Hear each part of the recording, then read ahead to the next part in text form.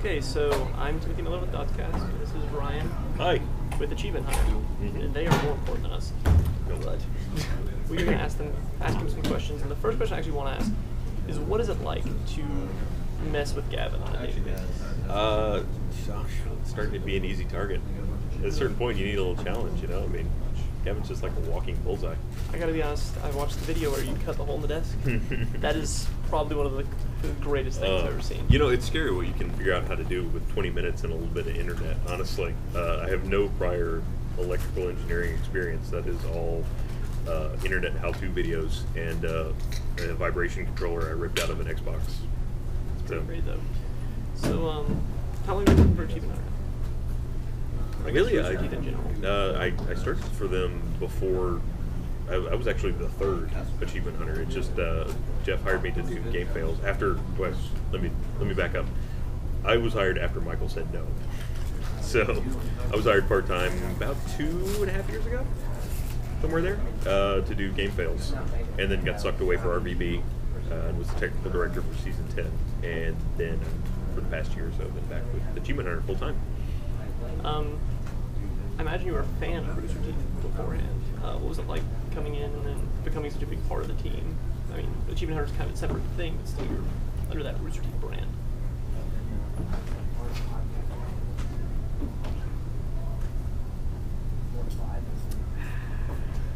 What? Achievement Hunter is great. I mean, honestly, as much as we mess with each other on camera, we're actually pretty great guys to work with.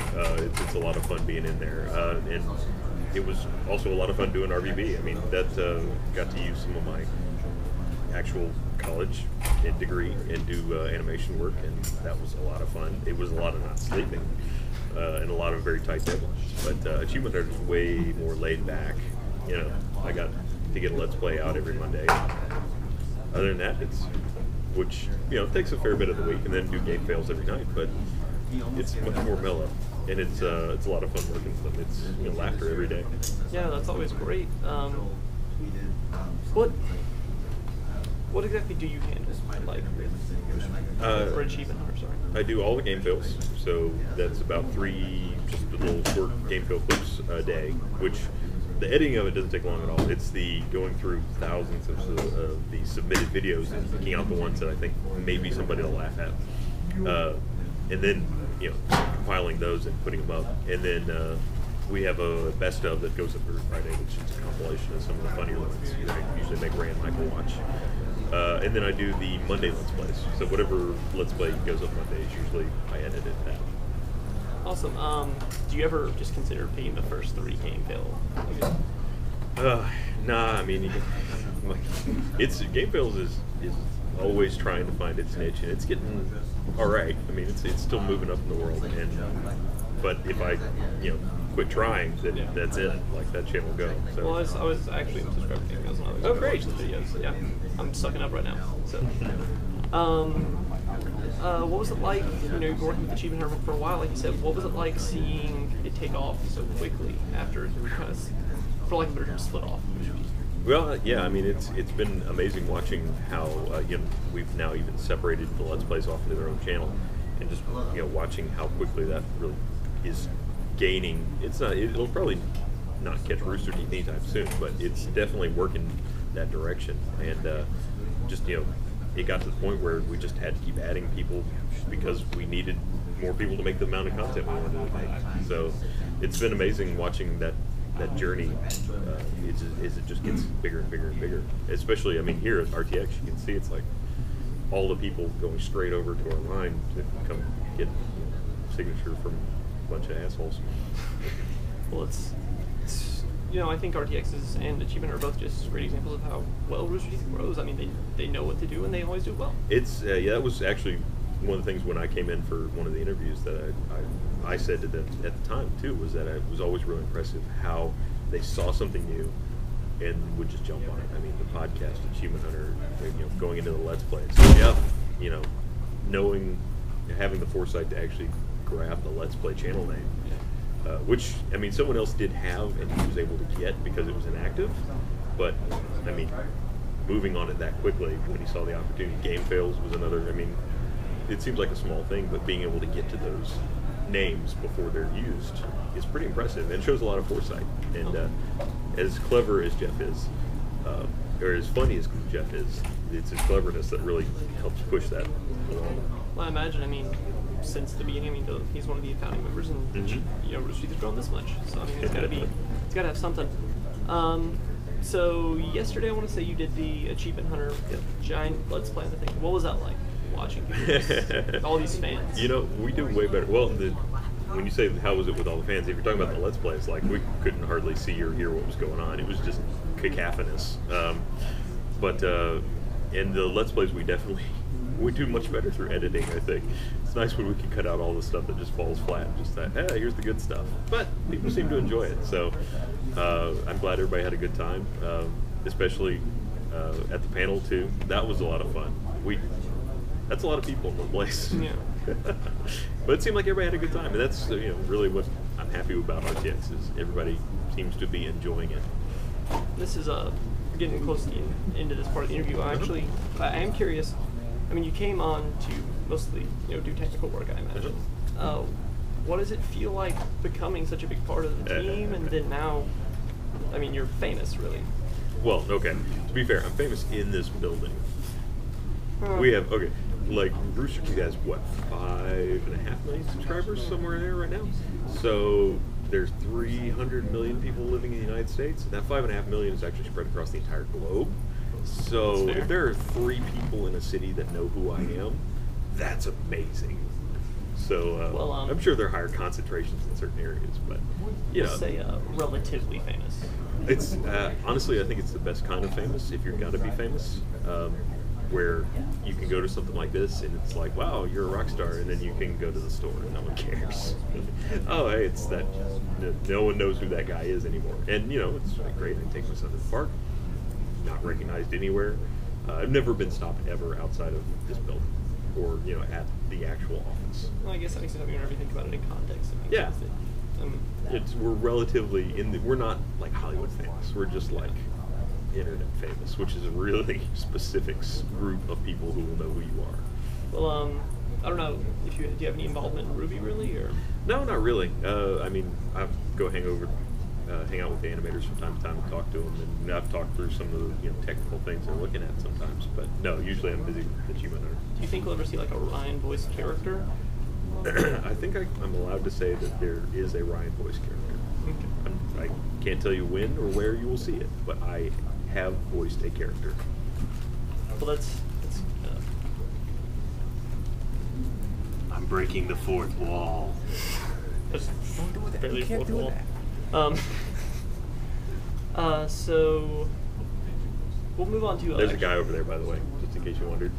That's who I was looking at. He's got a bow tie. Yeah, it's not as good as mine. Hey, look, there's the guy. See, I told you there was a guy over there. That's Daniel. His bow tie's not as cool as mine. You can ask him. Although mine is hand tied. Just saying. So how much of your day did you waste tying that when he just got up and... I did this in the car on the way here. So did I. So did I. So did I. You tied a tie while driving? We didn't drive. No. But Okay. we were all in one car. We had to drive here. All right. So Let's see, of course, 14 hours. that would have made a fun problem. Yeah. Yeah. Clip on? Clip. Done. I see your point. Mm-hmm. He has a point. It's like text. It's worse than texting and driving. Yeah. Yeah, but... Give All it right. a shot. You had a question? I'm just going to try and derail with as much as possible. Sorry. I don't care. Whatever gets the most views, we're bitching you out. You got me on camera to get you views? I'm sorry. We got everyone on Well, you camera went the we wrong could. direction there. So, let's go with quickfire. First off, how many people do you think will get confused whenever the Ryan character comes on Ruby with it being Jack? Well, I mean, I guess Jack has already obviously been in one of the trailers. I don't think so. It's much more distinct than my normal talking voice. So I will be more interested to see how many people recognize me than whether they'll think it's Jack. Maybe they will think it's Jack. I don't know. Have you ever been called Jack at any point or anything like that? Well, I'm sure, probably. I hate to admit it, but there have been times when I've been listening to a Let's Play and I've heard something said, and I don't remember saying it, and I can't identify whether it's me or him. So it happens. Hottest Disney princess? Jasmine. Everyone but Bernie said Jasmine. Bernie said Ariel. Well, you know, some of that's probably just, you know, what Disney princesses do you remember the most? Like, Bernie's a little bit older than us, so the Little Mermaid was probably... Well, no, wait, Little Mermaid... No, Little Mermaid predates Aladdin. I don't think by much, though. Yeah. Maybe a couple years. Wonder which one he had to... Maybe he had to watch one of them more than the others with his kids. I don't Maybe. know. We were talking, though, afterwards, and we did note that Jasmine... Or not Jasmine. Ariel is 16. So Underage. yeah, Well, how old is Jasmine? well, they never say, so we can assume. We can pretend that she's of age. Yeah, we can. Which we can in assume. medieval times is like 12. 119. Valid So, I mean, ones. There you go. Well, you know, you got a genie I mean, in I the wouldn't story, date a so you can 12-year-old, just like but- wish. Would you? right on. Probably not. I have no. I can see no way in which I ever would. You want to talk about it? Absolutely Okay. not. Strangest thing I've ever done with Rooster Teeth. Strangest thing I've ever done at Rooster Teeth. It's probably broken my memory. I don't know. I can't think of anything particularly strange. Well, everything we do is a certain level of strange. So it's like, what is the outlier to that question? I'm sure there's a good answer, but nothing springs to mind. It's actually what everyone's. I keep asking. I don't know why. I keep asking because I think it's funny. But everyone's just like, I've done a lot of strange things. When you I feel go like into there's a that, funny answer. But yeah, I mean, you go into that situation. That's even in the handbook. It's like you're working in a place where strange things are going to happen, kind of all the time. So it's like, what is the strangest of the strange things? It becomes kind of like a daily occurrence. It doesn't stand out as much. So I'm just curious. Oh, I put Carrie in a box once. It's kind of strange. Yeah, there's an RT Life where he's like trying to get out of the cardboard box. I hope I put him in the cardboard box. I don't think I've actually seen that one. It sounds kind of great. So I asked this question to Jeff as well. Of all of Gavin's words, because he said that a lot of them weren't actually made up. What's your favorite? My favorite? Yeah. I It's gotta be this think the one we use most often is probably my favorite because it apparently is a word. Gubbins. He actually proved you could look that up in a dictionary and someone would claim that it's an actual word. I So feel like I've heard that one on like the other YouTube areas and whatnot. yeah, I'm gonna go with Gubbins. It's a good one. It's a good one. It actually has useful things. Okay, so just last couple questions. Mhm. Have you heard of getting Kill, Fuck, Marry? I've never heard of Kill, Fuck, Marry. Sounds like an evening. You have to. There are three of us. Wait, so you actually kill a girl named Fuck Mary, or you kill then Fuck Mary, then what? I Continue. prefer kill. I'm sorry. We're getting into my issues again. Yeah. So you pick one of us three. Oh, okay, for each gotcha. category. I'm familiar with this game. Don't break my heart. Well, as I am the Mad King, kill, hold.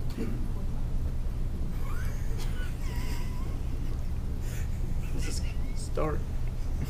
So, final question and possibly the most important one. We've asked this question to everyone.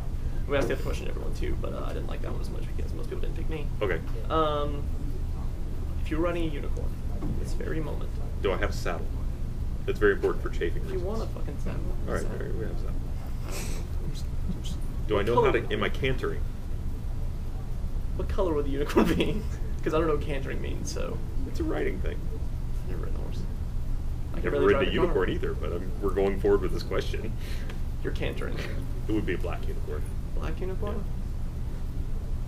Pretty bad. I think someone else gave that answer, but I don't remember who it was. I thought unicorns only came in one color though. They're kind of monochromatic. Not in my head. Okay. And that's where these things come from. Black unicorn. Black unicorn would be pretty badass. If you had a Its horn guitar would be especially. shaped kind of like. I'm not sure. It'd be kind of like. It wouldn't be like direct. It'd be kind of like forked, maybe, like tongs, like a tuning fork. It would have a tuning fork for a horn. You just made a black metal cover for us. You're welcome, internet. You found it here. Whichever you find you actually want to go. Hi. Thank you very much for your time. Absolutely. It has been an honor and a pleasure. Yeah, And I hope we thank get to you. do this again someday.